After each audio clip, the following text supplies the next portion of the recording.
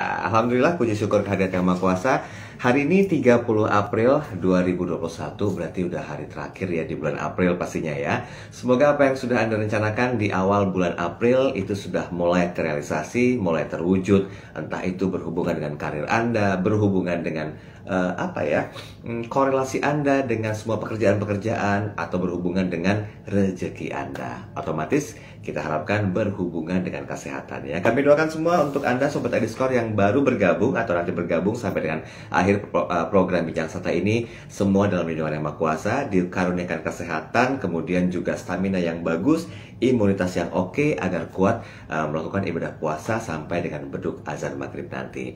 Hari ini di Bincang Santai ada saya Daryl Adam yang akan temani Anda. Kita akan ngobrol secara santai. Kalau kita melihat dari konten yang dibahas pada pagi hari ini, memang terdengar berat ya. Kita bicara masalah pengendalian internal sebagai kunci sukses perusahaan.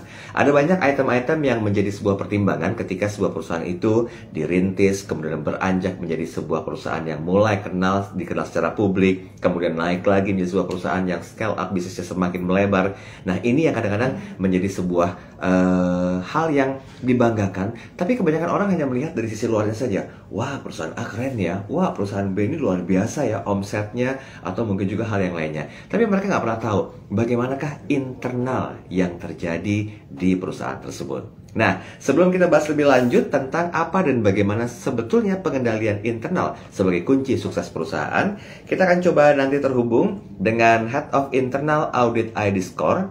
Ada seorang bapak yang sangat luar biasa dengan tamu spesial pastinya. Oke, sudah bergabung bersama dengan kami di Instagram Live kita pagi hari ini. Ada Pak Edi Juanda, Head of Internal Audit Ediscore. Assalamualaikum, selamat pagi Pak Edi. Waalaikumsalam warahmatullahi wabarakatuh, Mas Adam. Selamat pagi juga, selamat pagi buat sahabat-sahabat Ediscore yang berbahagia hari ini. Oke, sehat ya Pak Edi ya? Alhamdulillah. Pak Edi, tadi saya bilang begini Pak Edi, correct if I'm wrong ya. Pengendalian internal itu kan hal yang terdengar spesifik, detail, kemudian juga ngeribetin, teknikal banget gitu loh. Gimana caranya agar semua yang mendengarkan pada pagi hari ini, yang menyaksikan kami live Instagram ini Pak Edi, secara awam, secara spesifik itu bisa paham. Kita boleh kupas dulu ya, arti dari pengendalian internal itu apa sih sejatinya Pak Edi? Memang benar Pak Adam, jadi Mas Adam, bahwa kadang-kadang orang begitu mendengar pengendalian internal itu melihat sesuatu yang ribet, sesuatu yang mengekang, sesuatu yang membatasi kreativitas. Tapi apa sih sebenarnya pengendalian internal dan bagaimana gitu kan? Kalau kita bicara pengendalian internal secara awam, tentunya kan pengendalian internal ada dua kata, pengendalian dan internal. Pengendalian itu sendiri secara harfiah itu berarti upaya-upaya kita untuk menguasai keadaan agar sesuatu itu bisa terjadi atau sesuatu dikehendaki itu terjadi. Sementara internal itu adalah kondisi dari dalam. Jadi secara awam, secara sederhana, pengendalian internal itu adalah upaya-upaya yang kita lakukan agar sesuatu yang kita kehendaki atau sesuatu yang kita inginkan itu dapat terjadi dari dalam. Jadi upaya-upaya yang dilakukan dari dalam, dari internal, bukan dari luar. Itu yang secara sederhananya, bahwa segala macam upaya yang kita lakukan agar sesuatu bisa terjadi itu adalah dikatakan pengendalian. Dan kalau pengendalian itu dilakukan oleh kita sendiri, maka itu adalah pengendalian internal. Seperti itu. Misalkan kita mengendalikan kendaraan pada saat menyetir, artinya kan kita agar kendaraan itu sesuai dengan keinginan kita, majunya, geraknya, kecepatannya, itulah pengendalian internal yang dilakukan oleh kita. Seperti itu sih, secara simpel. Tapi kalau kita bicara secara manajerial, secara ilmu manajemen, apa sih pengendalian internal? Kebanyakan perusahaan-perusahaan yang maju, perusahaan-perusahaan yang sustain itu mengadopsi pengertian pengendalian internal dari KOSO, dari Komite on Sponsorship Organization of Tradeway. Jadi pengendalian internal menurut KOSO adalah sebuah proses yang dilakukan oleh direksi, manajemen, dan seluruh personil yang ada dalam. Jadi pengendalian internal dua-duanya baik secara awam, secara manajerial itu terkait dengan bagaimana upaya kita untuk mencapai tujuan. Tapi kalau secara baku sudah spesifik, ada tujuan operasional, ada tujuan pelaporan, dan ada tujuan kepatuhan seperti itu. Oke, Pak Edi, ini kan berarti ada dua sisi ya yang harus kita jelaskan secara spesifik kepada yang awam, yang mungkin juga kepada yang mungkin udah detail di bidangnya masing-masing. Tapi Pak, saya sedikit mau kabur nih dari tema kita. Kalau 2 minggu yang lalu kita bicara masalah SDM. Ini sebetulnya kompetensi akademis di bidang apa Pak yang bisa konsentrasinya full di bidang pengendalian internal ini? Dalam sebuah perusahaan misalnya.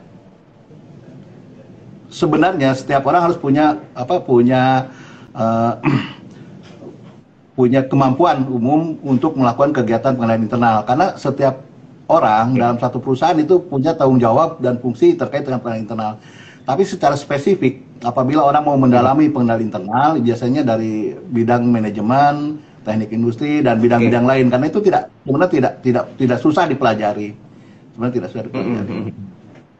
Oke, kalau Pak Edi mengatakan semua orang yang ada dalam sebuah perusahaan itu berperan penting terhadap sebuah pengendalian internal secara keseluruhan ya, secara kompleks ya. So mungkin pertanyaan besarnya Pak Edi, agar ini jadi sebuah bentuk edukasi juga. Kenapa sih kok itu penting dilakukan? Apa hubungannya gitu loh antara pengendalian internal yang melibatkan banyak SDM atas keberlangsungan sebuah usaha? Ini apa? Kenapa begitu penting harus dilakukan Pak Edi? Sebagaimana tadi saya sampaikan bahwa pengendalian internal itu pada intinya adalah upaya-upaya untuk memastikan atau mempertinggi, mengoptimalkan kemungkinan tercapainya suatu tujuan. Jadi dengan adanya pengendalian internal itu, maka kita berharap bahwa pencapaian suatu tujuan tersebut, dalam hal ini tujuan perusahaan, akan dapat tercapai. Bayangkan misalkan perusahaan memiliki tujuan untuk meraih profit misalkan 100 miliar. Tapi bagaimana mencapai 100 miliar itu tidak diatur, tidak dikelola dengan benar. Nah, pengaturan pengelolaan itu akan tercermin dalam pengendalian internal. Apakah yang 100 miliar itu akan tercapai? Tentu saja tidak, karena kita nggak tahu arahnya kemana, bagaimana caranya. Nah, bagaimana cara, when, how, who, gitu kan, dan where, siapa yang melakukan, kapan melakukan, bagaimana melakukannya, di mana melakukannya, gitu, bagaimana melakukannya itu tercermin dalam sistem pengelolaan internal. Jadi itu menjadi sangat penting, jadi dilakukan. Dan satu hal lagi, pengendalian internal juga tidak terlepas dari fungsi pengawasan, namanya juga mengendalikan, mengontrol. Dulu mungkin dalam perusahaan yang skala kecil, semua pengendalian, semua pengawasan bisa dilakukan langsung oleh top manajemen, oleh pimpinan. Bayangkan kita punya toko kecil, satu toko, maka yang pemilik toko jadi penjual, yang jadi beli barang segala macam. Dan pada saat tokonya punya cabang, belum tentu saja para pemilik toko itu tidak bisa berada di dua tempat. Mereka harus mencoba suatu sistem agar cabang-cabang di bawah kendalinya tetap berjalan sesuai dengan keinginan dia. Nah, disitulah muncul kebutuhan pengendalian internal seperti itu. Bahwa pengendalian internal itu suatu guidance, suatu arahan, suatu alat, tools untuk memastikan suatu tujuan bisa tercapai seperti itu. Dan bentuknya seperti apa? Bisa dalam bentuk prosedur, bisa dalam bentuk kebijakan, bisa dalam bentuk checklist. Itu prakteknya nanti seperti itu. Tools ya sejatinya ya Pak Edi ya, kalau kita bicara masalah pengendalian internal ya. Nah, boleh dikupas sedikit kalau di pengendalian internal PBK seperti apa kira-kira? Tipis-tipis dulu kita singgung tentang hal ini agar publik atau sobat Ediscore juga bisa tahu loh, oh pengendalian internal di PBK itu seperti ini sejatinya. Seperti apa? Kasih kita gambaran sedikit ya sebelum kita bahas lebih dalam di sesi yang berikutnya. Oke.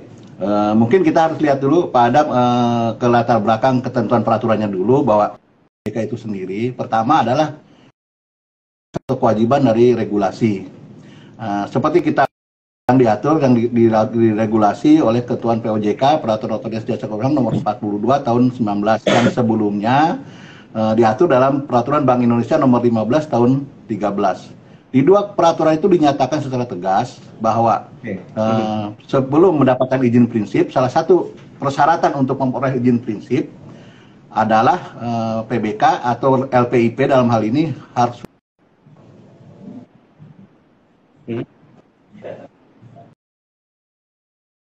pengendalian internal yang secara umum misalkan clear, teman-teman atau di semua industri memahaminya. Proses procurement, ada pengendalian internal dalam konteks procurement pasti sudah memahami juga. Terus proses rekrutmen juga pasti memahami. Tapi di kita ada spesifik lagi terkait dengan proses pengolahan data. Itu juga termasuk dalam konteks pengendalian internal yang sangat penting di PBK, seperti itu. Jadi kalau kita lihat dari komponen-komponen yang terlibat dalam sebuah internal PBK nih, apa saja komponennya Pak Edi yang mungkin bisa disampaikan kepada sobat Ediscore di luar sana? Pak Edi? Komponen pengenalan internal yang harus dipenuhi, yang secara terintegrasi dan secara simultan harus dijalankan, jadi tidak boleh salah satu, harus semuanya. Itu dimulai dengan yang dinamakan dengan lingkungan pengendalian. Jadi PBK sebagai suatu lingkungan pengendalian harus menyiapkan landasan bagaimana nanti pengendali itu akan dijalankan. Itu dimulai dari mana? Dimulai dari adanya tone of the top, dari komitmen dari top manajemen yang mencanangkan, yang melakukan, memastikan bahwa kita akan memiliki pengendali internal, menetapkan bentuknya bagaimana pengendali internal dilakukan. Dan di situ juga di lingkungan pengendalian itu juga itu adalah juga terkait dengan manusia, sumber daya manusia. Jadi bicaranya juga terkait dengan etika, dengan etika bisnis, dengan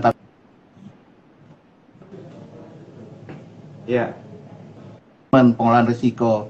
Tentunya dalam satu perusahaan yang punya tujuan, pasti ada hal-hal yang bisa menghambat pencapaian tujuan tersebut. Nah, identifikasi dari tujuan yang sudah diharapkan itu dilakukan dengan proses manajemen risiko. Bagaimana kita mengidentifikasi risiko, bagaimana kita memilah-milahnya, ini risikonya besar nggak, tinggi kak, ini harus dihindari kak, ini harus bisa ditangani nggak, atau ini risiko ini kecil, ya udah diabaikan saja. Itu dalam pengelolaan risiko. Dan di dalam pengelolaan risiko itulah kita bisa memastikan setiap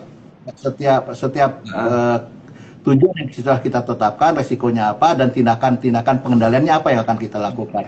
Termasuk upaya-upaya perubahannya nanti, change manajemennya.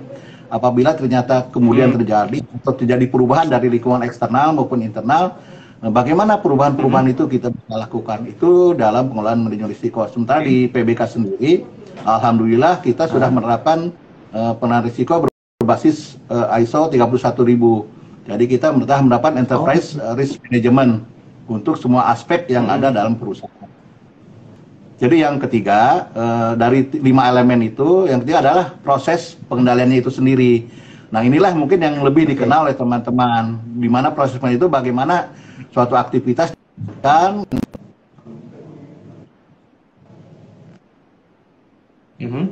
kita yang sebagai pegawai atau sebagai pekerja pasti tentu mengenal. Nah, seperti itu Pak Adam. Itu yang ketiga. Yang keempat, elemen yang paling penting juga dalam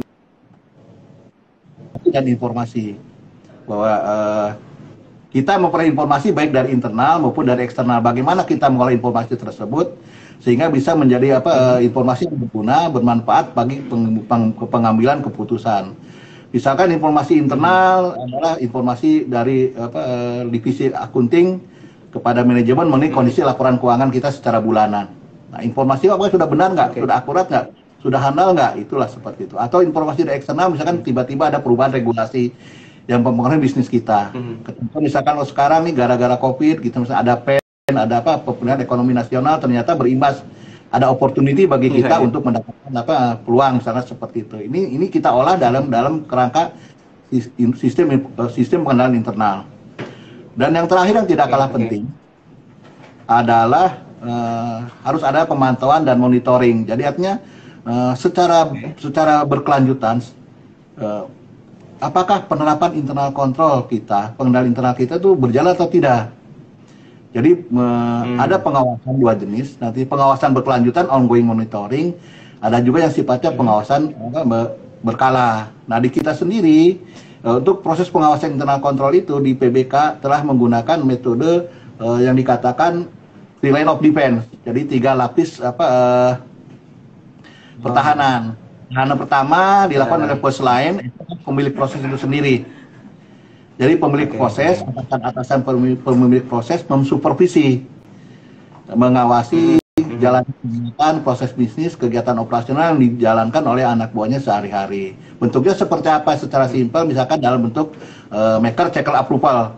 Siapa yang membuat, siapa yang mengecek, siapa yang menyetujui dari proses tersebut. Itu yang day-to-day activity. Kemudian ada second line, di kita itu digawangi oleh 2 divisi, ISA, Information Security, dan Security, dan dari GRC, Governance, Risk and Compliance. Itu yang secara bulanan melakukan review atas jalannya kegiatan operasional di masing-masing divisi pelaksana proses. Dan third line, level ketiga itu dilakukan oleh internal audit dan oleh eksternal audit secara periodik. Bagaimana sistem pengendalian internal itu direview secara periodik maupun oleh eksternal, oleh auditor eksternal juga melakukan. Dan kita juga audit eksternalnya banyak kalau di PBK, termasuk juga oleh OJK secara setiap tahun diperiksa. Ya, pengawasan OJK ya Pak. Ya, karena kita memang di bawah regulasi. Kita tuh regulated, perusahaan yang sangat-sangat diatur. Kenapa? Karena kita mengelola, menjual informasi perkreditan yang dilindungi, diproteksi secara undang-undang. Sehingga kita harus, tingkat kepatuhan kita harus 100%. Itu salah satu tujuan pelaporan kita. Tujuan internal pengendalian internal kita adalah kita memenuhi ketentuan kepatuhan. Itu menjadi sangat menjadi penting, menjadi sangat concern di PBK khususnya. Selain itu memang di pelaporan maupun di operasional juga hal-hal yang sangat penting juga. Jadi tidak sesuatu mana yang lebih penting, tapi tiga-tiganya memang harus dicapai, tujuan pelaporan keuangan, tujuan pelaporan operasional maupun tujuan kepatuhan. Seperti itu sih. Oke, baik. Sebentar nih Pak Edi. Saya mau informasikan dulu kepada Sobat Ediscore yang baru bergabung, silakan yang mau interaksi, mau tanya, monggo di kolom chat ya, sudah kami siapkan buat Anda komentar, silakan Anda tuliskan di sana. Tapi begini, bagi mungkin tadi kan Pak Edi mengatakan ini semuanya di bawah pengawasan dari OJK begitu ya, karena setiap perusahaan saya yakin di luar sana juga punya karakter sendiri, sendiri seperti kayak model bisnis lah ya Pak Edi ya. Model bisnis itu kan banyak sekali yang mengadopsi ini itu sebagai sebuah diferensiasi. Nah, kalau karakteristik dari sistem pengendalian yang ada di PBK seperti apa? Kalau masuk kategori baiknya itu yang kayak gimana sih sebenarnya Pak Edi? Ya. Oke, Pak Mas Adam. Jadi begini ya, kalau dari tadi sebagai saya bilang bahwa internal control itu ada yang sifatnya generik, secara umum pasti diterapkan di setiap perusahaan, khususnya untuk kegiatan-kegiatan memang supporting proses kayak procurement, kayak finance, kayak SDM misalkan, atau general service. Dan ada yang spesifik kaitannya dengan core proses kita. Nah, kalau di kita core proses kita itu terkait dengan pengolahan perolehan informasi OJK sendiri. Dalam konteksnya kita peroleh laporan SLIK, sistem layanan informasi perkreditan, maupun dari anggota bukan pelapor SLIK. Nah, kita udah menerapkan internal control di sisi itu. Bagaimana kita memperoleh gitu. Jadi kapan kita memperoleh sistemnya, bagaimana aplikasi kita, bagaimana infrastruktur kita mampu memperoleh informasi perkreditan, dan bagaimana informasi perkreditan yang kita peroleh itu nanti akan kita olah. Menjadi laporan perkreditan. Nah, pada saat kita olah itu seperti apa? Itu tentu ada ketentuan, ada SOP-nya juga. Nah, SOP-nya itu embedded, melekat ke dalam satu sistem, ke dalam satu aplikasi. Kalau dalam hal ini itu bersifat SOP yang otomasi by system. Ya. Terus pada saat nanti hasil produk sendiri itu juga ada aturan mainnya juga. Tidak semua orang bisa memperoleh gitu. Nah, itu juga diatur dalam satu kebijakan, satu prosedur pengendali internal.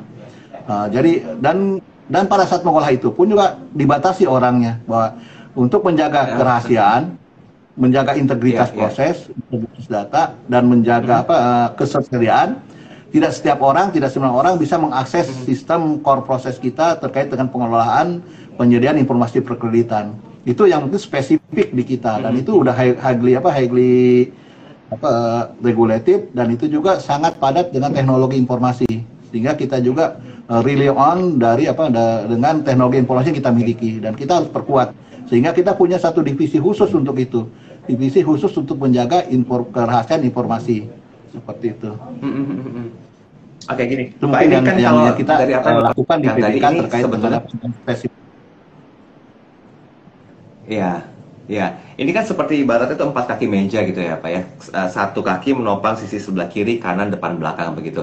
Nah, tadi Bapak mengatakan kalau misalnya pentingnya pengendalian internal itu memang dipadu-padankan dengan keterlibatan dari SDM sendiri. Kalau satunya ini pincang Pak, mungkin ada satu permasalahan yang tidak bisa menopang ketiganya ini. Bentuk pengendalian internalnya tuh perlu ada satu plan A, plan B, plan C nggak kira-kira untuk bisa tetap menopang kaki mejanya pincang ini, dalam analogi ya Pak ya kita bicarakannya. Betul. Makanya tadi dalam suatu sistem pengendalian internal itu khususnya terkait dengan manajemen risiko, pengelolaan risiko, ada yang namanya change management. Nah, change management itulah mengantisipasi apabila terjadi satu hal yang di luar proses bisnis sehari-hari yang berjalan. Misalkan tiba-tiba satu personel kunci kita itu sakit berkepanjangan misalkan, dan tidak ada orang yang bisa melakukan. Nah, tentunya kita tidak institusi kegiatan yang bisa dilakukan oleh rekan-rekannya seperti itu. Atau misalkan dalam IT, bagaimana kalau menjadi kepincangan seperti itu sih Pak Adam. Jadi memang dari awal dari planning itu pada saat manajemen risiko itu sudah diidentifikasi. Makanya apabila kita identifikasi risikonya benar, memadai, maka antisipasi hal-hal negatif bisa kita lakukan. Oke, Pak. Bicara masalah pengendalian internal, ini kan tadi kita sepakat di awal ada dua versi yang spesifik sekali. Memang sudah ada. Dengan pengendalian internal yang baik, cerminannya itu seperti apa gitu loh. Sedangkan kalau dengan pengendalian internal yang kurang baik, itu cerminannya seperti apa? Outcome-nya di luar seperti apa kira-kira, Pak? Jadi kalau bicara pengendalian internal, itu pengendalian internal kan bukan sesuatu yang Pak Mas Adam. Jadi gini, pengendalian internal itu sendiri bukan sesuatu yang berdiri sendiri. Jadi muncul dengan sendirinya dalam satu bentuk sendiri, tapi dia embedded, sekali lagi dia melekat ke dalam proses bisnis, ke dalam sistem, bahwa hasil dari pengendalian internal yang memadai, yang efektif, itu akan tercermin dengan hasil dari proses bisnisnya itu sendiri. Misalkan apabila pengendalian internal terkait penjualan itu sudah berjalan, diharapkan maka target penjualan akan tercapai. Nah, salah satunya mungkin itu adalah kontribusi dari adanya pengendalian internal yang memadai. Terus misalkan kita tidak punya target, misalkan level service kita itu misalkan 24 jam dalam hari tidak ada gangguan. Nah, apabila internal kontrolnya sudah memadai, maka level service itu akan tercapai. Jadi bukan internal control itu akan tidak muncul dengan sendirinya dalam satu bentuk yang sendiri, tapi dia akan melekat tercermin dari target-target yang sudah ditetapkan, apakah tercapai atau tidak. Nah, tercapainya atau tidaknya suatu target, satu tujuan itu juga akan mencerminkan adanya pengendalian internal yang efektif atau tidak, seperti itu. Jadi bukan berdiri sendiri, sekali lagi. Ya, silakan. Maksud saya begini Pak Edi, kalau misalnya pengendalian internal di PBK ya, kita ambil kasus yang lebih spesifik ya, di PBK itu pasti kan Sobat ID Score di luar sana merasakan gitu loh, feel-nya dari pengendalian internal, karena ini buat saya sih membawa aura tersendiri gitu loh Pak, dari sebuah perusahaan, khususnya di internal PBK. Ketika pengendalian internalnya pasti kan ada efek yang dirasakan oleh para... Ya, silakan Pak. Jadi intinya apakah ada hasil yang dirasakan yang bisa dilihat langsung? Pengendalian internal. Jadi mungkin Pak Adam, mungkin yang dimaksud Pak Adam, apakah manfaat atau wujud dari bentuk pengendalian internal yang efektif yang bisa dinikmati oleh para pemangku kepentingan, mungkin seperti itu ya yang dimaksud, maupun non keuangan. Siapa pengguna pelaporan misalkan? Pengguna pelaporan itu tentunya para pemegang saham, investor, kreditur. Apabila pengendalian internalnya memadai, maka keputusan yang sesuai, yang tepat berdasarkan laporan yang kita sampaikan. Itu apabila pengendalian internalnya memadai. Mungkin kita bisa ambil contoh kasus yang mungkin beberapa teman masih ingat terkait dengan penolakan laporan misalkan dari suatu perusahaan maskapai besar di Indonesia, di mana salah satu komisi menolak laporan keuangan karena di dalamnya kemungkinan besar tercermin salah satu material.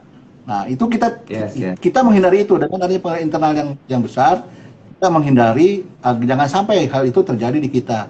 Baik pelaporan yang sifatnya pelaporan finansial atau laporan keuangan maupun pelaporan non finansial, pelaksanaan operasional.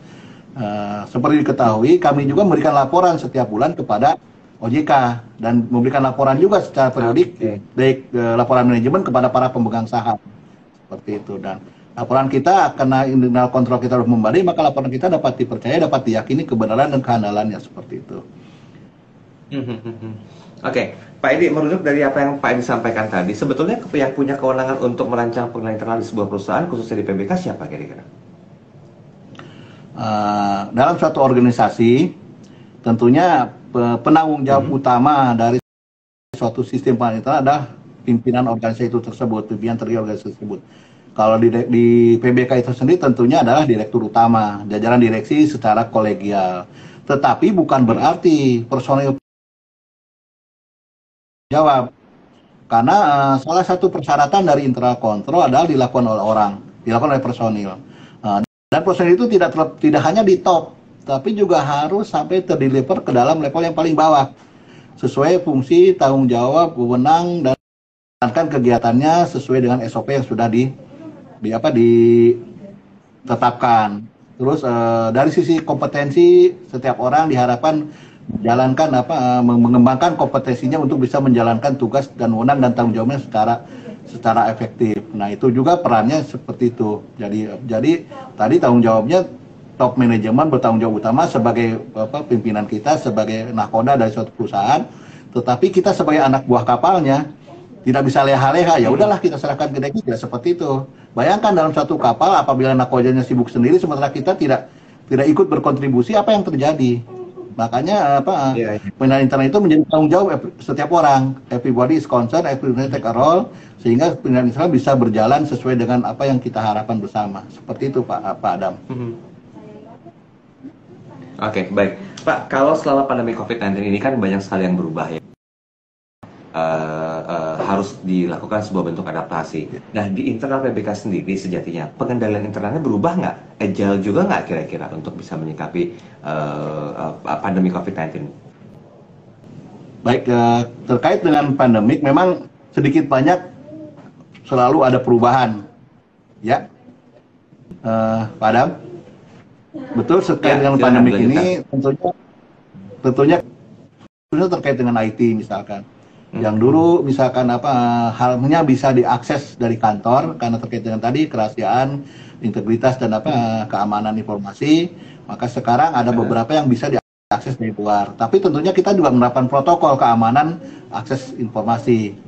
Terus misalkan interaksi kita dengan dengan member kita yang tadinya biasa tatap muka gitu kan, akhirnya menjadi berdasarkan virtual secara bergiliran. Nah, untuk agar tetap bisa efektif dalam bekerja dari rumah, terus untuk melakukan interaksi pekerjaan dari rumah. Oke, kita lanjut lagi bincang santai bersama dengan ID Score dengan tema pengendalian internal sebagai kunci sukses perusahaan ya.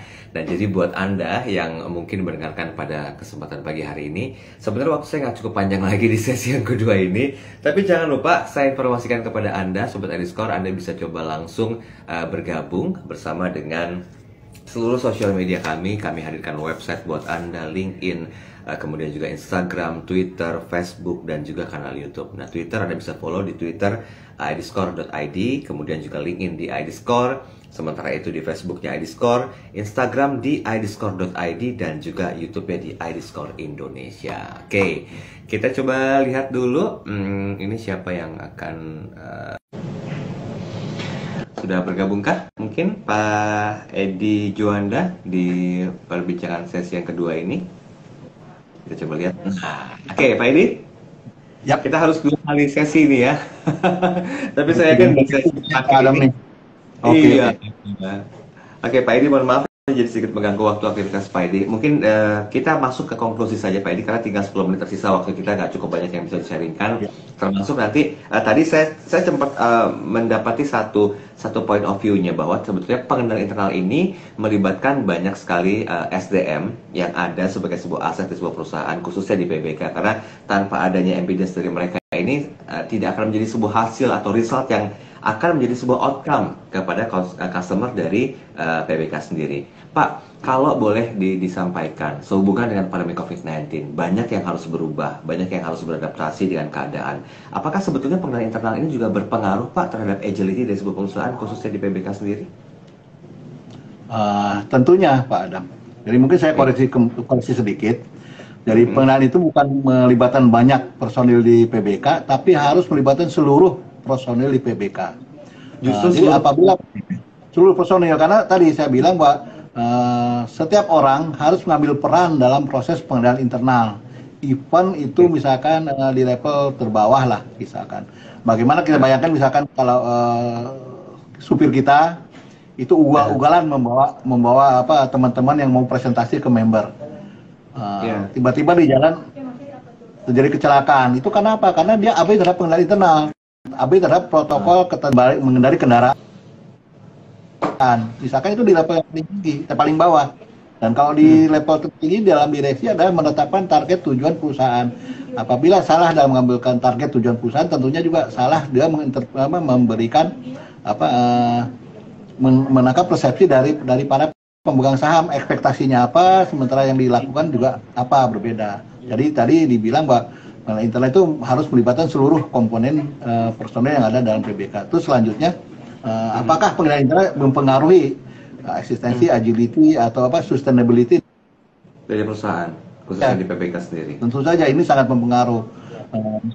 Misalkan gini Pak, dalam ketentuan OJK kita, satu kita bisa kena sanksi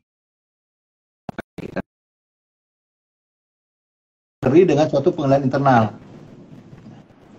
Nah, apabila pengendalian internal itu dilanggar, tentunya bisa jadi sanksi-sanksi yang diharamkan yang tidak boleh dilakukan itu dilanggar, tentunya dan pada akhirnya itu akan terdeteksi dengan oleh regulator, tentunya kita akan kena sanksi tersebut.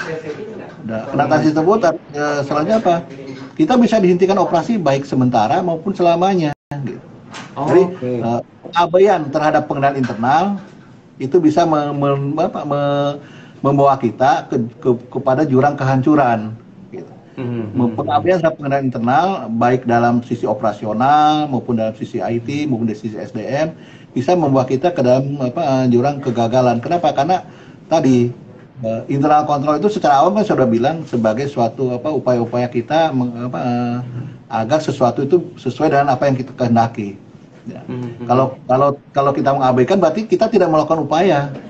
Tidak mengantisipasi risiko, kita tidak mengantisipasi kondisi buruk yang mungkin terjadi. Ya udah kalau mau terjadi terjadilah gitu kan. Jadilah. Tidak akan nunggu lama. Apalagi kita perusahaan yang sangat dituntut untuk menjaga kerahasiaan informasi, sangat dituntut untuk menjaga integritas data, sangat dituntut untuk menjaga keamanan data. Bayangkan apabila di sistem IT kita tidak kita lakukan internal control yang memadai, orang melakukan breach, orang melakukan hacking, orang melakukan mengunduh data secara ilegal, bocor ke masyarakat, reputasi PBK tentunya akan hancur. Atau di satu sisi yang bocor bukan dari luar, dari internal kita, karena kita tidak membangun budaya etika kerja, membangun soft potensi. Ada orang melakukan kecurangan, melakukan fraud, mengambil data diam-diam dan menjualnya keluar. Nah, apa yang terjadi? Bocor juga datanya. Nah, kebocoran data itu akibatnya akan fatal bagi perusahaan. Dan itu kalau udah terjadi, saya tidak bisa membayangkan bagaimana mengembalikan reputasi perusahaan apabila internal control tidak bisa mencegah hal-hal seperti itu. Jadi bahwa internal control sebagai alat untuk menjaga sustainability agility di perusahaan itu memang benar adanya dan memang penting untuk tetap disadari dan dijalankan secara konsisten. Seperti itu Pak Adam. Oke. Terakhir nih Pak Edi, 5 menit terakhir. Kalau kita udah banyak sekali membahas tentang pengendalian internal, tapi mungkin satu point of view yang harus betul-betul jadi sebuah insight perbincangan kita hari ini. Apa sih do and don'ts-nya yang mungkin jadi sebuah atensi dari para seluruh staf yang ada, entah mungkin juga di internal PBK atau di Sobat Adisco yang menyaksikan hari ini, agar pengendalian internal itu bisa betul-betul ya menjadi kunci sukses dari perusahaan. Apa do and don'ts-nya yang mesti jadi perhatian serius? Silakan sebagai konklusi penutup kita hari ini. Ya, untuk terkait dengan apa yang harus dilakukan dan tidak boleh dilakukan terhadap internal, tentunya adalah pertama kita harus tunduk dan patuh terhadap kebijakan dan prosedur yang sudah kita komitkan bersama. Lakukanlah apa yang sudah diperintahkan, sudah digaidkan, diarahkan dalam suatu standar operating procedure. Terus itu pertama dari sisi kegiatan operasional. Terus kedua, secara proaktif kita juga diharapkan agar setiap orang meningkatkan kompetensinya, agar setiap orang mampu meningkatkan kompetensi, kemampuannya, keahliannya untuk menjalankan tugas, sehingga kegiatan operasional yang dijalankan itu bisa lebih efektif dan efisien. Itu salah satunya. Terus yang banyak hal lagi yang harus dilakukan. Pertama, terus komitmen kita bahwa kita juga tidak boleh menganggap bahwa apabila kita sudah punya SOP, sudah punya kebijakan, maka kita sudah menjalankan internal control, bukan seperti itu. Karena internal control itu tadi bukan tujuan tapi alat. Jalankanlah SOP, jalankan kebijakan tersebut, barulah internal control akan tercipta. Terus yang down-nya, yang tentunya tadi, janganlah sekali-kali melanggar ketentuan peraturan dan prosedur. Kenapa? Sumber daya yang lebih besar. Ataupun kalau penggunaan sumber dayanya lebih kecil, lebih sedikit, tetapi dengan hasil yang tidak optimal. Nah, seperti itu. Bahwa sesederhana itu loh. Apabila sudah ada internal control, maka patuhilah. Dan jalankan secara konsisten, dan kita punya semangat untuk meningkatkannya secara berkesinambungan. Seperti itu. Oke, Pak Edi Juanda, terima kasih loh pagi hari ini. Mohon maaf sudah mengganggu waktu aktivitasnya Pak Edi. Tapi betul ya Pak ya, kalau kita melihat ada banyak hal yang harus diperhatikan, ada banyak hal yang juga harus betul-betul kita lakukan selaku tim dari sebuah perusahaan, khususnya di internal PBK dan juga di sekolah sendiri, menjadikan kita tuh bersemangat untuk beraktivitas ya Pak ya, ketika outcome-nya itu dirasakan di internal, dirasakan oleh para member juga. Dengan basic adalah adanya satu kekuatan simbiosis mutualis yang ada di sebuah perusahaan. Dengan melakukan pengenalan internal, kita sepakat ini merupakan sebuah kunci sukses dari sebuah perusahaan. Terima kasih Pak Edi Juanda waktunya. Kami doakan sehat-sehat selalu. Insya Allah kita ketemu lagi di perbincangan berikut ya, di bincang santai dengan tema dan pembahasan yang berbeda Pak Edi ya. Dan terima kasih juga untuk Anda Sobat Ediscore. Mohon maaf kalau ada sedikit kendala teknis yang menyebabkan kurang sempurnanya dari penyampaian apa yang dikatakan oleh Pak Edi, termasuk saya juga dan juga semua Sobat Ediscore. Kita ketemu lagi insya Allah kalau nggak salah Jumat minggu depan ya, dengan tema dan pembahasan sebelum menuju ke Idul Fitri di tahun ini. Nah, jangan lupa Anda bisa follow website kami, semua sosial media kami di IDScore, www.idScore.id, LinkedIn kami di IDScore, kemudian juga Facebook di IDScore, dan Instagram di IDScore.id, dan kanal YouTube di IDScore Indonesia, serta follow Twitternya di IDScore.id pastinya. Terima kasih, kita ketemu lagi, salam sehat selalu untuk semuanya, selamat pagi dan selamat melanjutkan aktivitas, sampai jumpa.